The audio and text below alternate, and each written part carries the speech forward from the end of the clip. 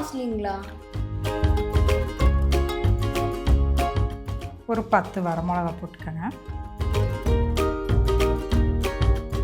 இது மாதிரி நைஸாக அரைச்சிக்கிறணும் நம்ம மசாலா. அவங்க வேற யாரை பற்றி சொல்ல, என்னை பற்றி தான் சொல்லிட்டு. கருவேப்பிலை ஏமா அப்படி வைக்கிறீங்க? மீன் வந்து இந்த பக்கம் 2 தடவை, இந்த பக்கம் 2 தடவை இப்படி திருப்பி போட்டால் போதும். மறுக்கா சொல்லுங்க.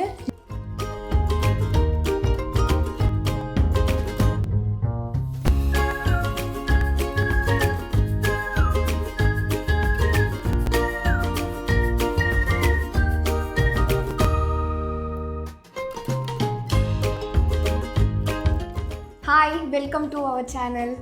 இன்னைக்கு என்னம்மா சமைக்க போகிறோம்? இன்றைக்கி நம்ம கிச்சனில் வந்து சால்மன் மீன் ஃப்ரை பண்ண போகிறோம். இந்த சால்மன் மீன் வந்து என் பசங்க வந்து ரொம்ப நாளாக கேட்டுட்டு இருந்தாங்க. மீன்னா அவங்களுக்கு ரொம்ப பிடிக்கும். அதனால் வந்து அம்மா ஒரு நாள் வந்து எனக்கு சால்மன் மீன் ஃப்ரை பண்ணி கொடுங்கம்மா அப்படின்னு கேட்டாங்க. இங்கே நம்ம ஏரியாவில் எங்கேயும் சால்மன் மீனே கிடைக்கல. லூலு மாலுக்கு போயிருந்தோம். அங்கே பார்த்தா சால்மன் மீன் இருந்துச்சு. சரி, எடுத்துகிட்டு வந்து செய்யலாம் அப்படின்னு 1/2 கிலோ எடுத்துகிட்டு வந்திருக்கிறோம். ஆனால் ரேட்டு ஜாஸ்தி இருந்தாலும் சரி ஒரு நாளைக்கு ட்ரை பண்ணலான்னு தான் எடுத்துகிட்டு வந்து செய்கிறோம். அம்மா, இந்த மீன் காஸ்ட்லிங்களா? ஆமாண்டா, இந்த மீன் வந்து இங்கே தமிழ்நாட்டுக்குள்ளே எங்கேயுமே இந்த மீன் கிடைக்காது. நார்வேலேருந்து வருது இந்த மீன். நாங்கள் இப்போ தான் ஃபஸ்ட் டைம் இந்த மீன் எப்படி இருக்குன்னு ட்ரை பண்ண போகிறோம். சாப்பிட்டு பார்த்துட்டு டேஸ்ட் எப்படி இருக்குன்னு நாங்கள் சொல்கிறோம். ஆல்ரெடி நீங்கள் இந்த மீனை சாப்பிட்ருந்தீங்கன்னா எப்படி இருந்துச்சுன்னு கமெண்ட்டில் சொல்லுங்கள். சரி, வாங்க இந்த மீனை எப்படி ஃப்ரை பண்ணுறதுன்னு பார்க்கலாம். தவா வேடுறா? ஆமாம். இப்போது நம்ம அடுப்பை ஆன் பண்ணிக்கலாம். வைக்கட்டுமா? வைடா. தவா சூடானோன்னு சிம்மில் வச்சுருங்க. வச்சுட்டு இப்போ பொருளெல்லாம் வறுத்து எடுத்துடலாம். கொத்தமல்லி 2 ஸ்பூன், சோம்பு 1/2 ஸ்பூன், சீரகம் 1/2 ஸ்பூன், மிளகு 1 ஸ்பூன். நம்ம காரம் எவ்வளோ வேணுமோ அதுக்கு தகுந்த மாதிரி நம்ம போட்டுக்கலாம். வரமிளகா ஒரு 10 வரமிளகா போட்டுக்கோங்க. எங்கள் வீட்டில் எல்லோரும் காரம் சாப்பிடுவோம். உங்களுக்கு எவ்வளோ காரம் வேணுமோ அவ்வளோ காரம் சேர்த்திக்கோங்க. என் பசங்க எவ்வளவு காரம் போட்டாலும் அம்மா காரம் இல்லை இன்னும் கொஞ்சம் போடுங்க அப்படின்னு சொல்லுவாங்க. இது வந்து லைட்டாக வறுத்து எடுத்தால் போதும். லைட்டாக வாசம் வரும். வாசம் வரும்போது நம்ம எடுத்துக்கலாம். இப்போது வறுத்துருச்சு. நம்ம ஸ்டவ்வை ஆஃப் பண்ணிக்கலாம். இந்த மசாலாவை தட்டில் ஆற வச்சுக்கலாம். இப்போது 10 நிமிஷம் ஆச்சு. இதை வந்து மிக்சியில் போட்டு அரைச்சிட்டு வந்துடலாம். நல்லா நைஸாக அரைச்சிக்கலாம். இந்தடா, இதை போய் அரைச்சிட்டு வாடா. சரிங்கம்மா. ஏன் மசாலா ஆறணும்னா அது சூடாக அரைச்சோம்னா நம்மளுக்கு நைஸ் கிடைக்காது. ஆறுனா நல்லா பவுட்ரு மாதிரி அரைக்கலாம். பவுட்ரு மாதிரி அரைச்சாதான் மீனுக்கு தடவுறதுக்கு மசாலா நல்லா இருக்கும், டேஸ்ட்டாகவும் இருக்கும். அம்மா, அரைச்சிட்டேன். கரெக்டாக இருக்கா பாருங்கள். இது மாதிரி நைஸாக அரைச்சிக்கிறணும் நம்ம மசாலா. இப்போ வாங்க மசாலாவை மீனுக்கு தடவிடலாம். அந்த மீன் எடுறா.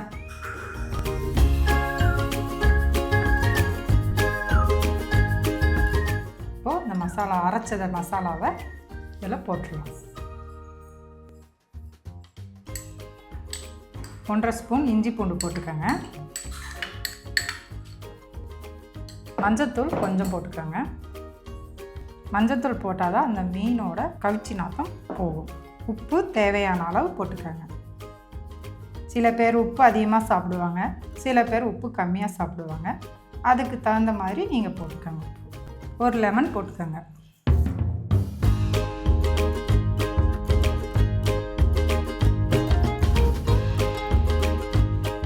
இப்போது மசாலாவை கலந்துக்கலாம். ஆயில் ஊற்றுடா. மேக்ஸிமம் மீன் ஃப்ரைக்கு கடலெண்ணெய் யூஸ் பண்ணுங்கள், டேஸ்ட்டு நல்லாயிருக்கும். ஏன் எண்ணெய் ஊற்றுறோம்னா அப்போ தான் மீன் மசாலா வந்து ஒட்டாமல் உதிராமல் மீனில் வந்து ஒட்டிக்கிறது நல்லா. இன்னும் கொஞ்சம் ஊற்று. சும்மா ஒரு 2 ஸ்பூன் ஊற்றினா போதும். எண்ணெய் போதுமா? போதும். தண்ணி ஏறுறா. கொஞ்சமாக ஊற்றுடா. கொஞ்சம் தண்ணி ஊற்றிக்கோங்க. போதுமாம்மா? இன்னும் கொஞ்சம். இப்போ இந்த ஸ்டேஜில் வந்து உப்பு காரம் எல்லாம் கரெக்டாக இருக்குதான்னு செக் பண்ணிக்கோங்க. இங்கே வந்து எங்கள் வீட்டில் எப்படி தெரியுமா, மீன் செஞ்சாவேவும் செய்கிறதுக்கு முன்னாடி பசிக்குதுன்னு எங்கள் பசங்க ரொம்ப இது பண்ணுவாங்க. அவங்க வேற யாரை பற்றி சொல்லு, என்னை பற்றி தான் சொல்லிட்டு. இப்போ வந்து இந்த மசாலா வந்து உப்பு கரெக்டாக இருக்குதுன்னு டேஸ்ட் பார்த்துக்கலாம். வீட்டில் டேஸ்டிங் தான். உப்பு காரம்லாம் கரெக்டாக இருக்குதான்னு சொல்லணும்ப்பா. எல்லாமே பர்ஃபெக்டாக இருக்குது. கொஞ்சம் உப்பு அதிகமாக இருக்குது. கொஞ்சம் உப்பு வந்து தூக்கலாகவே மசாலாவில் போட்டு பிசைஞ்சுக்கங்க. அப்போ தான் மீனில் தடவி ஊற வைக்கும்போது வந்து மீனுக்கும் அந்த உப்புக்கும் கரெக்டாக இருக்கும் டேஸ்ட்டு. இப்போ வந்து மசாலா ரெடி பண்ணியாச்சு. மீனில் வந்து தடவிக்கிடலாம்.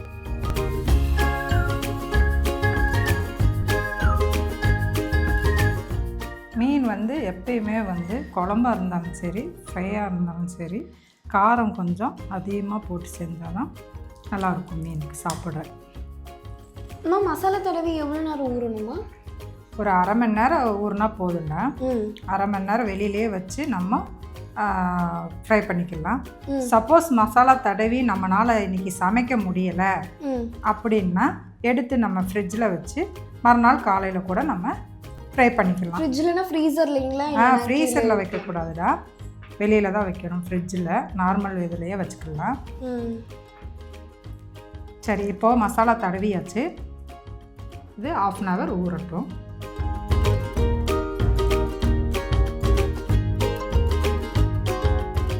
இப்போ வந்து மீன் வந்து மசாலா நல்லா ஊறிடுச்சு.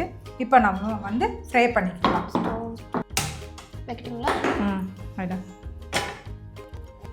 இப்போ வந்து தவா சூடாயிடுச்சு. எண்ணெய் ஊற்றி மீனை ஃப்ரை பண்ணிடலாம். போதுங்க. இது கருவேப்பிலை ஏன் அப்படி வைக்கிறீங்க? அந்த கருவேப்பிலை அந்த பொரியுதுல அது வந்து ஆயிலில் இறங்கும் அந்த கருவேப்பிலை டேஸ்ட்டு. அப்போ வந்து மீன் வறுக்கும்போது அந்த டேஸ்ட்டு நல்லாயிருக்கும்.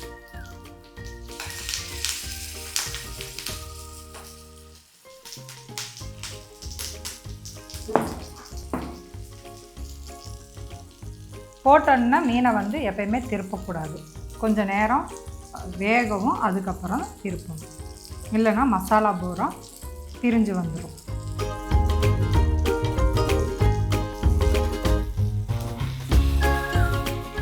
ரெண்டு கரண்டி வச்சுக்கோங்க. பெரிய மீனாக இருந்தால் திருப்பி போடுறது கஷ்டமாக இருக்கும்.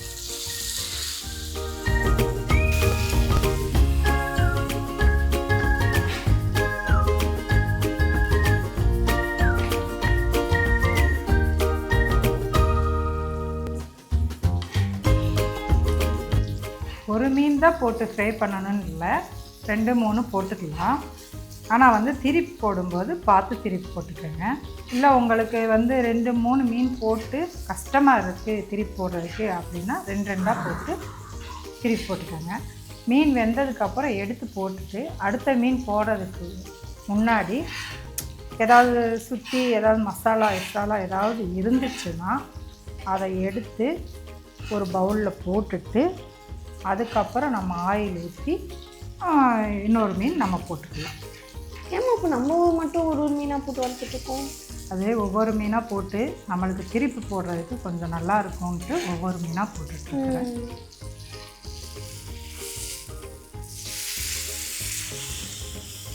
நம்ம வந்து ஜாலியாக தான் சமைக்கணும். அது கஷ்டப்பட்டு நம்ம சமைக்கக்கூடாது. ஃப்ரீயாக ஒவ்வொரு மீனாகவே எடுத்து போட்டு சாப்பிட்லாமே.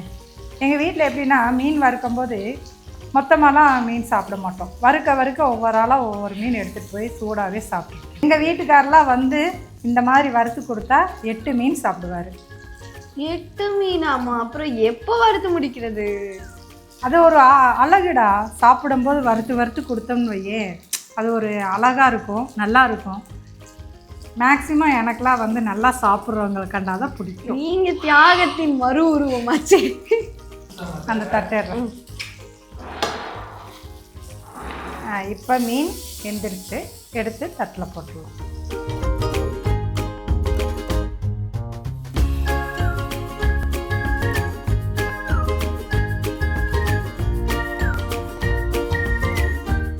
அவ்வளோதான், சால்மன் மீன் ஃப்ரை ரெடி ஆயிடுச்சு.